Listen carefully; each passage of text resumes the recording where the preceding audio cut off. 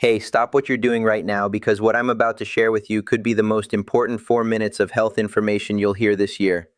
And I say that not to be dramatic, but because most doctors, including many oncologists, are still not telling their patients over 50 about this. Not because they don't know, but because it doesn't come in a pill bottle. I'm Dr. Richard Cate, vascular biologist, cancer researcher, and author, and I've spent over 25 years studying what actually prevents cancer at the cellular level. And what I found, confirmed by a landmark 2022 study from Harvard's The Chan School of Public Health, following over 116,000 adults for 28 years, is that one specific category of daily habits reduces overall cancer risk by up to 61% in adults over 50. 61%. That's not a supplement, that's not chemotherapy, that's lifestyle. And today I'm going to break down the 5 most powerful components of that habit, ranked from helpful to absolutely transformational, so that by the end of this video, you'll know exactly what to start doing tomorrow morning. Now, I want to tease something for you right now because number 1 on this list is something 90% of people over 60 are doing completely wrong. And the science suggests that fixing it could cut your cancer risk nearly in half on its own. So do not skip ahead. Watch this to the end because the order matters. Each habit builds on the last. But before we dive in, I want to ask you something personally. Leave a comment below telling me your age. And this, have you ever had a doctor sit down and talk to you about cancer prevention, not just detection? I read every single comment, real story, sudden death in sleep on this channel, and your answers genuinely shape what I cover next. So please take 10 seconds and share. Now let's get into it. Starting at number 5. Number 5 is something almost everyone dismisses as too simple to be serious, and that dismissal may be costing people their lives. I'm talking about cold water hydration, specifically drinking 16 to 20 ounces of cold or room temperature filtered water first thing in the morning, before coffee, before food, before you look at your phone. Now, before you roll your eyes, hear me out because the mechanism behind this is fascinating and deeply relevant to aging biology. After the age of 55, something called interceptive thirst sensitivity declines. That's just a medical way of saying your brain gets worse at telling you when you're thirsty. A 2019 study from the University of Barcelona found that adults over 60 are chronically operating at 8 to 12% below optimal cellular hydration without ever feeling thirsty. Now, why does that matter for cancer? Because your lymphatic system, think of it like the body's internal garbage truck, collecting cellular waste and damaged DNA fragments, runs almost entirely on water. When you're dehydrated, that garbage truck slows down. Damaged cells accumulate, inflammation rises, and chronic low-grade inflammation is now understood to be one of the primary drivers of cancer initiation, particularly colorectal, bladder, and kidney cancers. The Harvard Nurses' Health Study found that women who drank more than 5 glasses of water daily had a 45% lower risk of colon cancer compared to those who drank 2 or fewer. That's remarkable for something that costs nothing. For aging bodies specifically, hydration also supports what researchers call autophagy, your cell's self-cleaning process. Think of autophagy like a quality control inspector inside each cell, breaking down damaged components before they can mutate. After 65, autophagy efficiency drops by about 30%, but proper hydration has been shown to partially restore that function. Here's how to do it right. Keep a 20-ounce glass of filtered water on your nightstand. The moment your feet hit the floor, drink it, all of it, before anything else. Add a squeeze of fresh lemon if you like, because the delmarolin and lemon peel has its own anti-tumor properties we'll touch on later. And here's your synergy tip for this one. Pair your morning hydration with 10 minutes of light movement, even just walking around the house, because movement stimulates lymphatic flow and compounds the cellular cleansing effect by up to 40%. According to research from the Karolinska Institute in Sweden. Now that's number 5, and it's the foundation. But what you layer on top of it at breakfast could be even more powerful. Let's talk about number 4. Number 4 is a food that has been eaten for thousands of years across the world's longest living populations, dismissed for decades by Western medicine, and is now the subject of over 1,200 peer-reviewed studies on cancer prevention. I'm talking about fermented foods, specifically naturally fermented options like plain yogurt, kefir, kimchi, sauerkraut, and miso. In 2021, a groundbreaking study from Stanford University School of Medicine, published in the journal Cell, found that adults who consumed high-fiber, high-fermented food diets showed dramatically increased microbiome diversity and a measurable decrease in 19 specific inflammatory proteins, several of which are directly associated with cancer progression. But here's what makes this especially critical for people over 50. After the age of 60, something called intestinal permeability increases. Your gut lining literally becomes more porous, a condition sometimes called leaky gut. This allows bacterial toxins called lipopolysaccharides to enter your bloodstream, triggering systemic inflammation that can act like fertilizer for precancerous cells.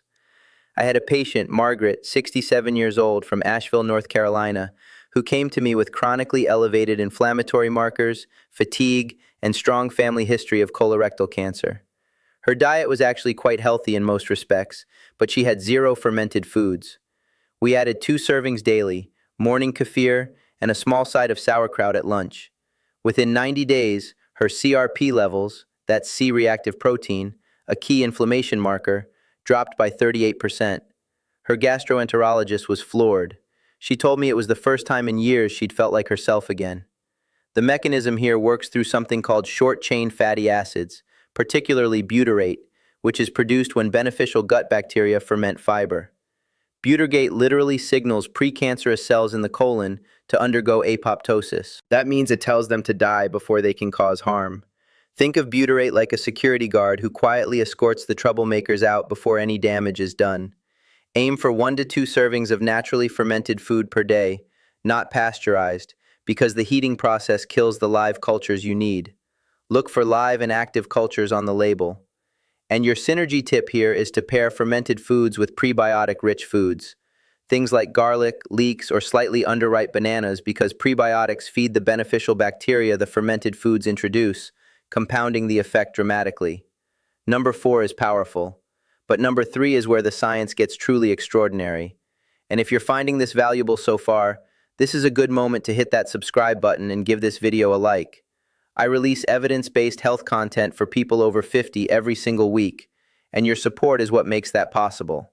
Now, number 3. Number 3 is something you've almost certainly heard of, but I promise you haven't heard it explained like this, and you almost certainly aren't doing it in the way that actually triggers its cancer preventive effects.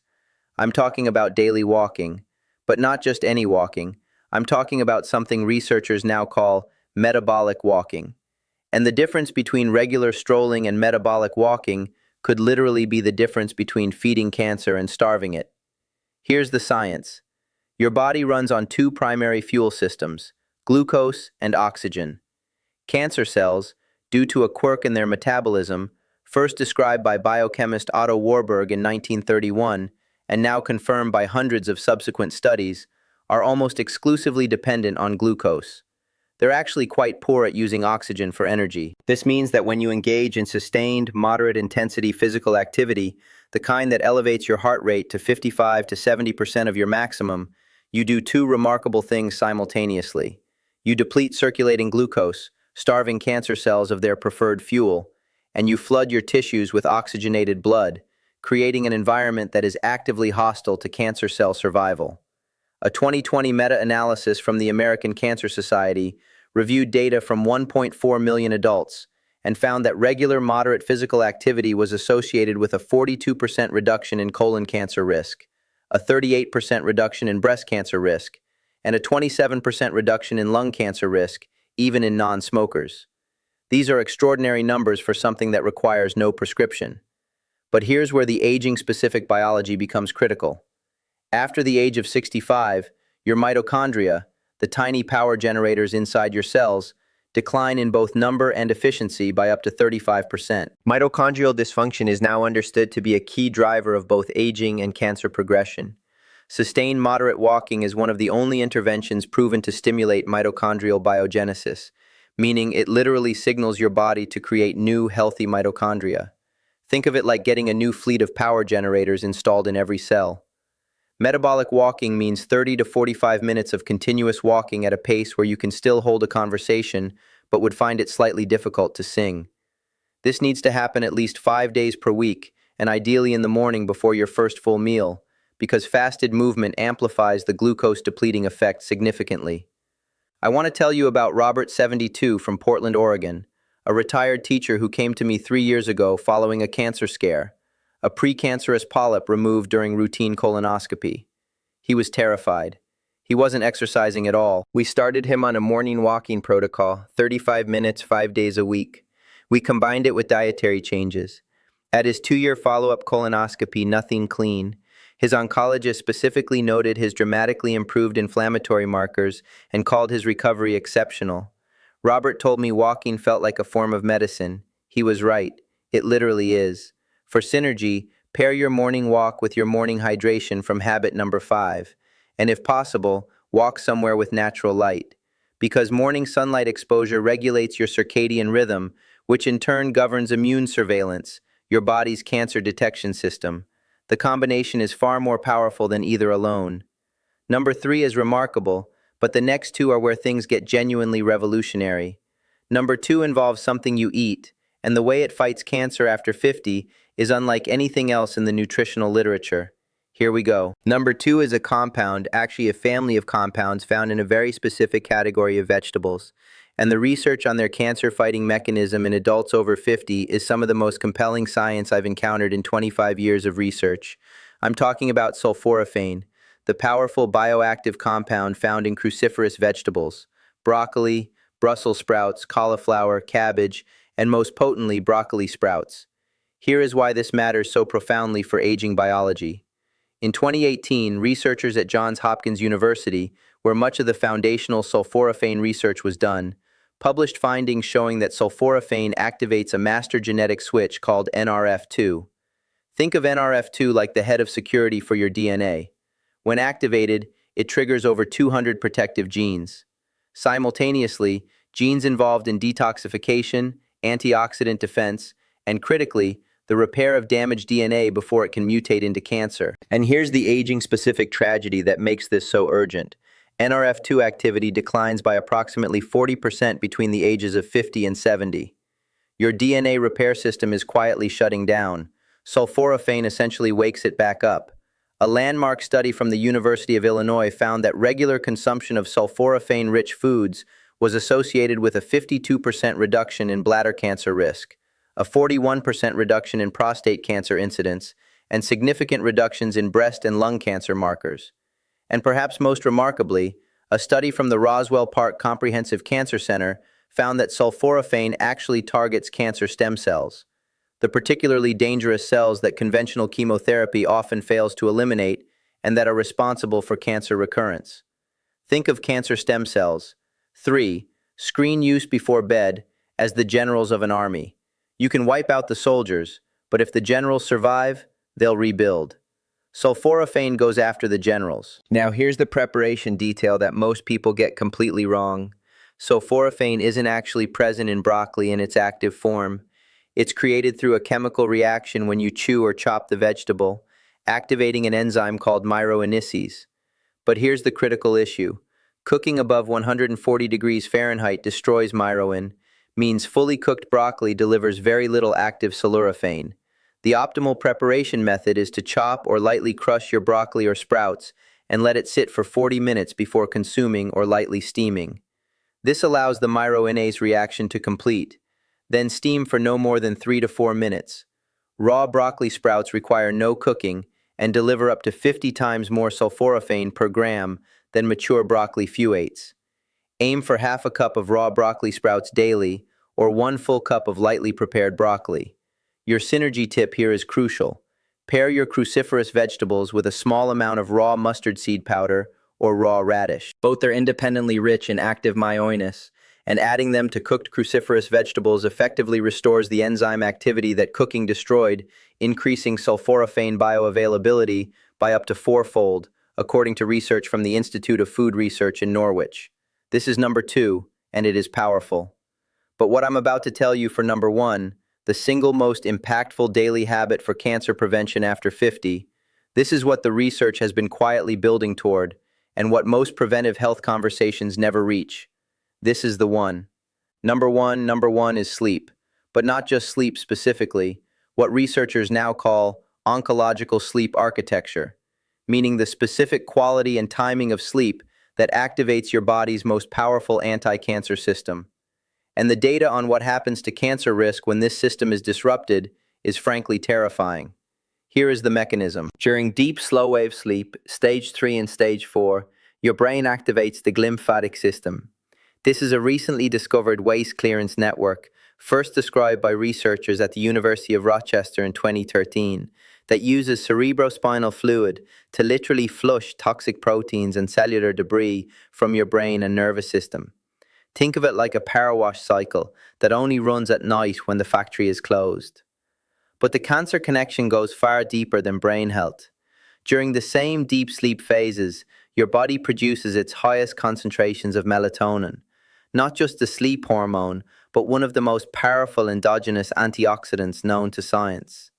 A comprehensive review published in the journal Cancer Research in 2021 found that melatonin directly inhibits tumor angiogenesis.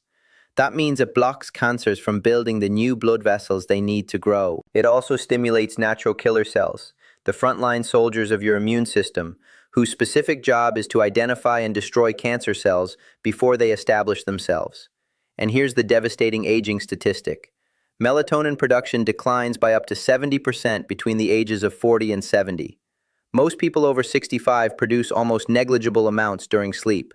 Your most powerful internal anti-cancer mechanism is running at a fraction of its capacity. A 2019 study from the International Agency for Research on Cancer classified night shift work, which chronically disrupts sleep architecture, as a probable human carcinogen, not a risk factor, a carcinogen, the same category as certain pesticides and industrial chemicals. That's how serious disrupted sleep is for cancer risk.